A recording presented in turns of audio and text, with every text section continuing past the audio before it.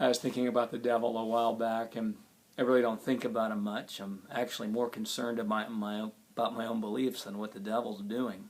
If I get my beliefs right, I'm not going to have to worry much about him. But anyhow, I was thinking about him, and I thought about what would be a great biography title for the devil. And I feel like I got a good one. Here it is. Are you ready? Here it is. It backfired again. It backfired again. You know, and chapters are still being written. He hates Romans 8:28. All things work together for good for those who love God and are the called according to His purpose. It creates backfire every time when we believe that. I mean, the ultimate backfire is when he thought he crucified Jesus. I mean, no, he didn't crucify Jesus. Jesus came to lay his life down for us. He didn't get it. I mean, if he would have got it, he would have killed everybody trying to kill Jesus.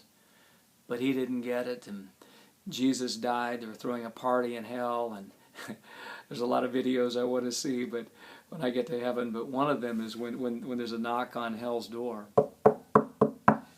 and the party comes to a shrieking halt, and Jesus says, I want the keys back, because everything changes now. From Adam and Eve to this point, you guys have had power, you've had authority, but now I'm taking the keys of the kingdom and I'm giving them to my church. And that was the great backfire, and backfires are constantly being created. Even when Goliath in 1 Samuel 17 was spewing lies and there seemed to be no answers, and Saul and the rest of the leaders were just probably thinking God's not doing anything. But God was doing something. He was raising up a young man in the name of David who was going to create backfire for the enemy. And David didn't even know what he was being raised up for.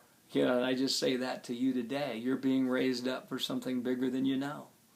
Well, in an instant, David comes on the scene and takes out Goliath, and the enemy is routed. It was a backfire.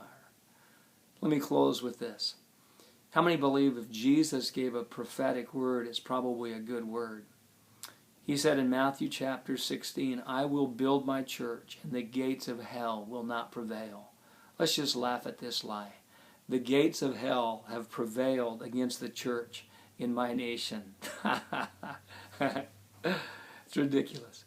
We know that word that Jesus spoke is still working.